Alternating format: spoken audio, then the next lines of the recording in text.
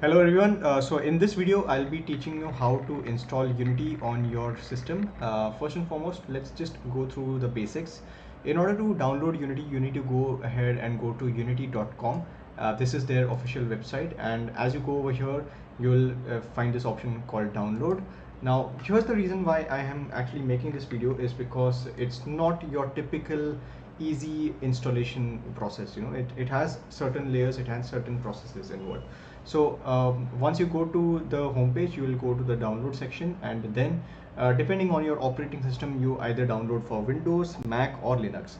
Now once you click download for Windows, what it will do is it will download something called as a Unity Hub. Okay, so go ahead and just go ahead and install Unity Hub first. What is Unity Hub? I will be showing you shortly. So once you have downloaded, this Unity Hub setup file will appear, and all you need to do is just click on install Unity Hub, and that will basically, of course, you have to agree to this and install. I already have this installed, so I'm gonna show you how it looks like, but for those of you who don't have this pre-installed, this is how you do it. Now once you do that and you open Unity Hub, this is how it looks. So as you can see, this is the interface for Unity Hub. All you need to do over here is go ahead and click on sign in. Now of course, over here you actually need to create an account with Unity, so if you don't have an account already, I would recommend that you go ahead and create it. I will be going ahead and logging into my account. Okay, so I'll just in the backend I'm logging in, and once that's logged in, I will show you how it looks like. And this is actually using Unity is free, so you don't need to worry about anything of that sort. And once you've logged in, as you can see, it is signing in, and this is how it looks like in terms of the interface. Now this is not exactly how it will look like on your end, because I do have a lot of projects that I've worked on in Unity. So for you, this will look pretty much blank, and this is where it gets a bit interesting, which is the part that I was talking about. So while you have downloaded Unity Hub, it does not necessarily mean that Unity is installed on your PC. Now in order to do that, what you need to do is on the left hand side, if you can see this tab of installs, go ahead and click on installs, and again over here as well, this will be pretty much empty for you because you don't have anything installed on your end. So what you need to do is you need to go ahead and click on install editor. Okay, and once that's done, then you will see different versions on your end. So I would recommend going after any version that has this tag of LTS on the side of it. Okay, so you can see that I have a couple of options over here: Unity 6.3 LTS, Unity 6.0 LTS, and this is 6000.3.6 F1, this is 6000.0.66 F2. It doesn't matter which version of LTS you pick, as long as it is LTS, you're making the right choice.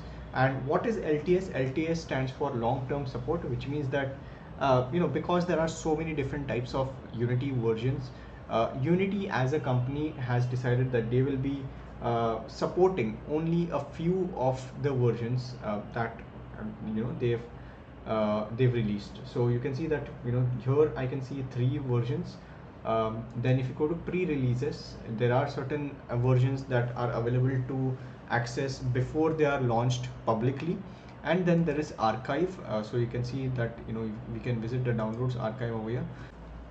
Now what is the downloads archive? It is basically Unity has compiled all the different versions of Unity into different categories. So you can see you've got Unity 6, you've got 2023, 2022, 2021, and so on and so forth. What I would recommend is always to be on a specific version of Unity and continue working on in only that version. And as you can see over here, you've also got the LTS version over here. So LTS is the one that I would recommend. Now it is very easy to get confused between all these different versions, but don't worry, pick any one of the versions of LTS and you are good to go. Okay, because long-term support, LTS is the one version that is supported by Unity for a long period of time, as the name suggests, and that is the version that is the most stable as well. Now, in terms of what happens after this installation, it's quite simple. So you come back to Unity Hub, And as you can see, let's say we are installing a version of Unity. Let's assume we are going to go after Unity 6.3 LTS, okay, which is 6000.3.6 F1. I click on install. This is going to take me to a screen that looks somewhat like this. Over here, you need Microsoft Visual Studio Community 2022 to be installed, because that is the software or the code editor that you will use to write your code. And then all these other components are pretty much optional. Now these differ based on requirement. So let's say if you want to build a game for Android, then Android build support OpenJDK and Android SDK and NDK tools. All three of them are required. If you want to build for iOS, then you just check mark iOS build support. And as you do that, what you will see is that based on your selection, the size of your Unity installation will increase or decrease. Okay, so if I add iOS build support, you can see over here required right now is 18.77 GB. I add iOS build support, it becomes to 20.09 GB, and so on and so forth. Okay, so I don't need any other components as such. If I uncheck Android build support, the requirement goes down to 9.2 GB. If I add Android build support, it adds another 9 GB to it. That's how heavy this file is. And you can also see the download size and how much it unpacks to. Okay, then you simply click on continue, and of course agree with all the terms and conditions. Click on continue. Scroll down. I have read all the terms and agreements and conditions, and you can see that Unity has started to install. Now if you click on the downloads part over here, it will show you the progress on how it is faring, what is happening exactly in the backend. And once this process is complete, then you go ahead, click on projects on the left hand side. Because I already have a version of Unity installed, I can show you directly. Now what you need to do is just click on new project, then you select the version of Unity. In our case, it is the latest version of Unity that we had installed. Of course, that is still downloading over here, so I'm not able to select that version from here. But whichever version you pick, click over here, okay? And then you just go ahead and click on a regular standard pipeline, or rather, don't go after your HDRP or SRP or Universal 2D, Universal 3D. Go ahead and find your regular 3D built-in render pipeline, or rather 2D built-in render pipeline based on your requirement. Okay, so as you can see over here, I can see 3D built-in render pipeline. This is the most basic version of Unity project that you can start off.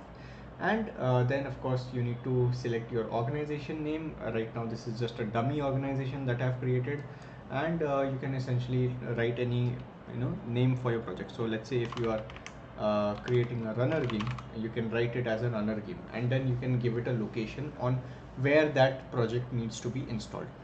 And then once that's done, just hit on create project. Once this is done, then it will start your Unity, and that's basically it. That's how you can configure or install your Unity game engine. Once that's done, then the next process is, of course, understanding the interface, making games, etc., etc. But I hope this helps. This is how easy it is, and slightly, if you don't know the installation process and all, slightly a little confusing, because you have to select the version of Unity, you select the right version of Unity. So yeah, that's about it for this video. I hope this was useful, and yeah, all the best for making games, and I hope you make some amazing games using Unity game engine. Thank you for watching.